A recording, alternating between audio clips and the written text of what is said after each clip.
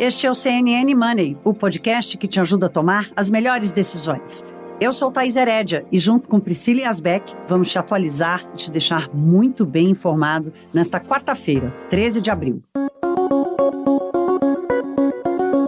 Minha gente, chegava o Natal, mas não chegava o dia da Assembleia Geral dos Acionistas da Petrobras. Faz quanto tempo? Semanas, né? Que estamos aguardando esta data. Já era uma data aguardada mesmo antes de Joaquim Silva e Luna ter sido sumariamente demitido pelo presidente Jair Bolsonaro, demitido da presidência da Petrobras. Pois bem, chegou esta quarta-feira, a Assembleia vai acontecer a partir das 3 da tarde. Tivemos muito foco sobre os nomes, quem serão os conselheiros. Afinal de contas, indicaram o nome, Adriano Pires, não, desistiu, não quer mais. Parece canto de festa junina. Olha a chuva, não tem chuva. Olha a cobra, não tem cobra. Olha o Adriano Pires, não vai ser ele. Olha o Rodolfo Landim, não vai ser ele. Bom, finalmente conseguiram achar os nomes passaram pelo chamado Comitê de Elegibilidade da Petrobras e agora vão ser avaliados pelo Conselho. A pergunta que o mercado está se fazendo é, será que isso é realmente o mais importante nessa discussão dos acionistas da companhia? É importante, mas não é tudo. Há, no edital da Assembleia, propostas de mudanças no Estatuto Social da Petrobras. Quero fazer uma ressalva aqui antes da gente dizer que propostas são essas. Desde 2016, com a lei das estatais, com a mudança no Estatuto da Petrobras comandada por Pedro Parente, depois do escândalo da Lava Jato, que constantemente, praticamente em todas as assembleias que aconteceram desde então,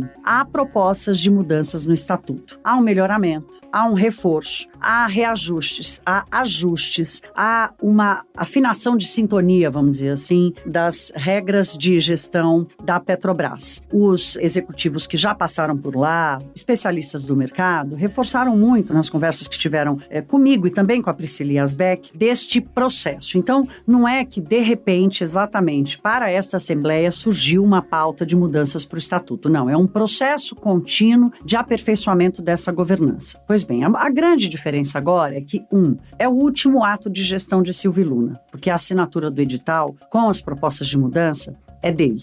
Então, esse é um ponto importante.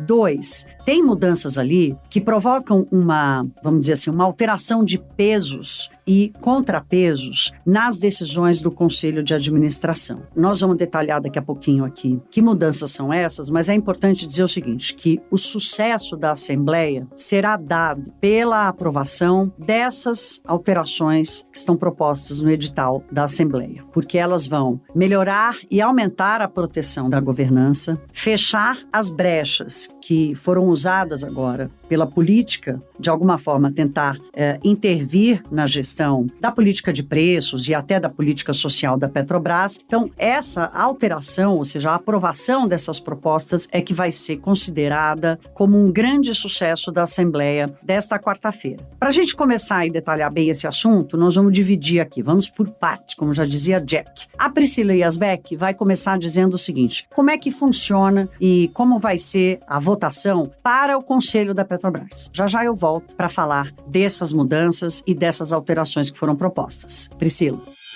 Bom, vamos falar então um pouquinho sobre como que funciona o Conselho da Petrobras. A Petrobras tem 11 conselheiros, um deles sempre é indicado pelos empregados da Petrobras, pelos funcionários da Petrobras, e sempre consegue esse assento, que é um direito dos funcionários. Para votação de hoje, então, 8 foram indicados pelo governo, entre eles o José Mauro Coelho, que foi indicado também para a presidência da Petrobras, e o Márcio Weber, que é já do Conselho da Petrobras e foi indicado também para a presidência do Conselho. E tem 7 nomes também que foram indicados pelos acionistas minoritários. Então, basicamente, como que funciona essa votação?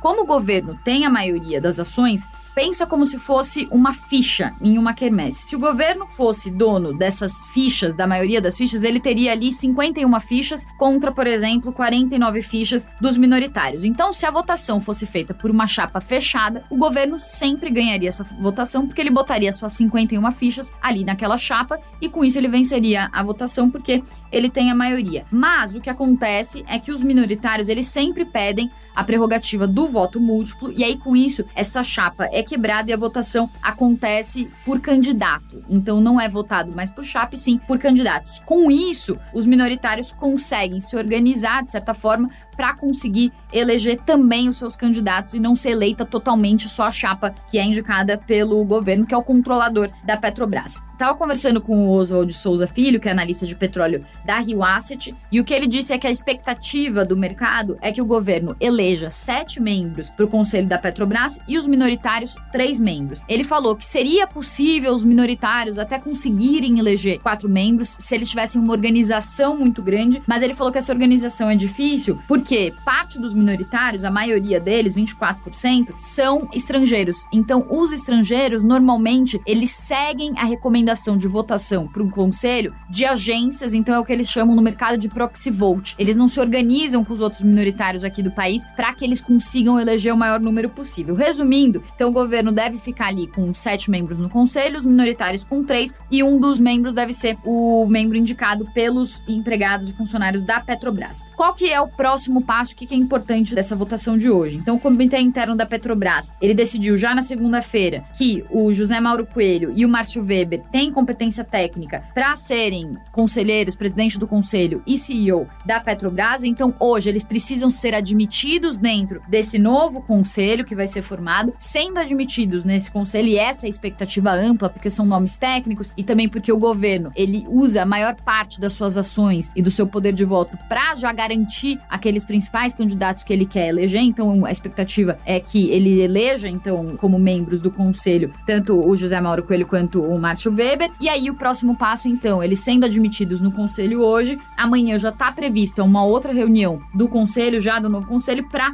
apreciar, então, a indicação de José Mauro Coelho como CEO, como presidente da Petrobras. Se ele for admitido pelo conselho como presidente da Petrobras amanhã, nessa reunião do conselho, ele já assume no próprio dia 14, que é amanhã também. Muito bom, Priscila, porque é importante a gente trazer isso, que pode parecer uma questão técnica, mas, pelo visto, a Petrobras ainda vai passar muito tempo na pauta do mercado, na pauta da economia, neste governo ou em qualquer governo que venha pela frente. O nosso propósito aqui é tratar desse tema pensando sempre no médio e no longo prazo.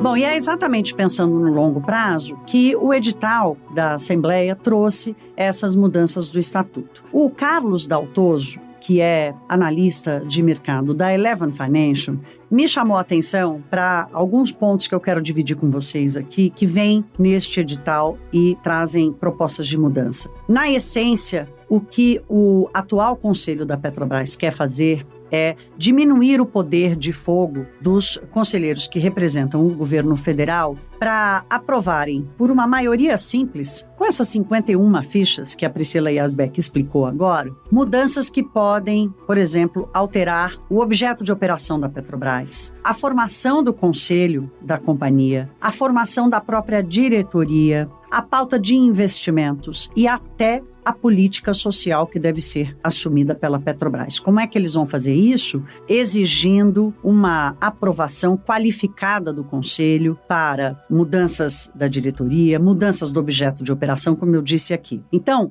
querem ver um exemplo que o Daltoso me chamou a atenção? Tem uma diretoria na Petrobras que se chama Diretoria de Governança. O sujeito que senta nessa cadeira é responsável pelo cumprimento das leis, do próprio estatuto, das regras da CVM. Essa diretoria de governança, ela não reporta ao CEO, ao presidente da Petrobras. Ela reporta ao conselho de administração. É um sujeito difícil de mexer, porque ele é aquele cara que aponta onde está o erro, que aponta, olha, não vai ali, não faz isso porque vai dar chabu, vai dar ruim. Para demitir esse diretor, esta proposta de alteração está exigindo que a votação no edital da Assembleia, que vai ser votado hoje, a proposta de mudança de alteração do Estatuto diz o seguinte: se quiserem demitir este diretor de governança, o Conselho vai precisar ter maioria dos votos dos minoritários, não apenas uma maioria simples dos 11 conselheiros. Isso diminui o poder de fogo daqueles que representam o governo federal para tomar uma decisão desta natureza, com esta força, com esta representatividade, e aumenta a divisão, ou pelo menos reforça a segurança de que a responsabilidade pela governança da companhia, ela se mantém. Uma outra mudança que o Carlos Daltoso me chamou a atenção, projetos de investimento, projetos de política social também vão depender não só de uma aprovação de maioria qualificada no Conselho, mas da aprovação de comitês, como o Comitê de Investimento e também o Comitê de Minoritários. Isso tudo, minha gente, está lá no edital. O edital, que vai ser apreciado hoje pela Assembleia, é um documento público. Tem lá a assinatura do general Joaquim Silva Luna e todos esses pontos, a indicação, qual parágrafo, qual inciso, qual artigo, todas as mudanças que estão sendo propostas. Então é importante a gente acompanhar isso, porque, como eu disse há pouco, este vai ser considerado o sucesso da Assembleia de hoje. A continuidade no processo de melhora do Estatuto, de reforço na proteção da governança. Para fechar esse tema, para a gente já caminhar para se despedir, hoje está sendo um podcast basicamente desse assunto, que certamente é o principal assunto desta quarta-feira no mercado financeiro. Ontem à noite, o secretário de Desestatização do Ministério da Economia, o Diogo Macort, fez uma postagem nas redes sociais que também chamou a atenção do mercado. Ele defendeu a governança das estatais em geral, depois da adoção da lei das estatais, depois das mudanças nos estatutos das companhias, mostrando como aumentaram os lucros, como aumentaram e melhoraram os resultados das estatais. Portanto, há ali no Ministério da Economia quem defenda essa continuidade no aprimoramento e na proteção contra a interferência política, a interferência de qualquer governo na gestão da Petrobras. Quem viver, verá. Vamos acompanhar, então, nesta quarta-feira, como vai ser essa Assembleia. A expectativa é que ela dure entre 3 e 4 horas. E no CNN Money de amanhã, tanto na TV como aqui no podcast, nós vamos trazer todas as implicações, tudo que foi discutido, as repercussões no mercado, para deixar vocês bem informados.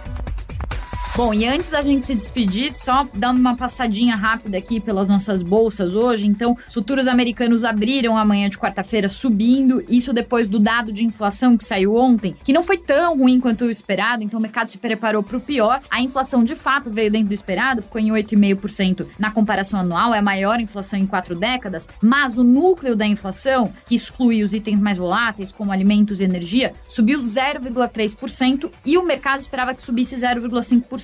Então, isso trouxe um certo alívio. Por que então, a inflação, o núcleo, não subiu tanto quanto o esperado? Por causa da queda nos veículos usados, que foi a maior desde 69. Só que esse alívio não foi maior, porque ontem o petróleo subiu 6%. Isso depois que o presidente russo, Vladimir Putin, disse que as negociações de paz com a Ucrânia voltaram a uma situação sem saída. Então, isso acabou preocupando os mercados. A inflação chegou a impulsionar os índices, mas aí vieram essas falas de Putin, trouxeram de novo toda a preocupação com guerra na Ucrânia, isso acabou abalando os mercados ontem, mas hoje, então, os futuros americanos lá abrindo já com uma certa recuperação. Europa estava abrindo em queda, Londres perto da estabilidade, isso porque o temor de inflação está pesando no continente. Ontem saiu também inflação na Alemanha, a maior em muitos anos. Hoje saiu inflação no Reino Unido, essa quarta-feira saiu inflação no Reino Unido, que foi a maior desde 92, também com um peso muito forte de combustíveis, que está impulsionando a inflação no mundo todo. E aí, com isso, então, os índices na Europa também sofrendo. Indo para a Ásia, a China fechou em queda por causa de uma queda inesperada nas importações de março, que foram afetadas por causa do lockdown em Xangai. Isso está aumentando o temor de desaceleração da economia chinesa, então os índices lá na China fechando em queda. Já Hong Kong e Nikkei, no Japão, descolaram, tiveram uma alta, isso seguindo esse alívio nos dados de inflação americana menos piores do que o esperado. Minha gente, não podemos esquecer da agenda. Nós tratamos muito de Petrobras, falamos de mercado rapidamente. Hoje sai o número do comércio, vendas do varejo do IBGE, fechando os dados de atividade econômica de fevereiro, dados importantes que vão terminando de compor o quebra-cabeça sobre o ritmo dessa retomada no primeiro trimestre do ano. Se a gente levar em consideração a surpresa negativa com o setor de serviços, eu já nem sei o que dizer do que esperar para o resultado de varejo. Se levarmos em conta o que tem acontecido com o poder de compra, com a renda dos trabalhadores brasileiros, não necessariamente vem aí uma promessa de bons resultados. Continuamos sempre torcendo para ser positivo. De qualquer forma, no podcast desta quinta-feira, nós vamos repercutir aqui os resultados. Se cuidem, um beijo e até a próxima.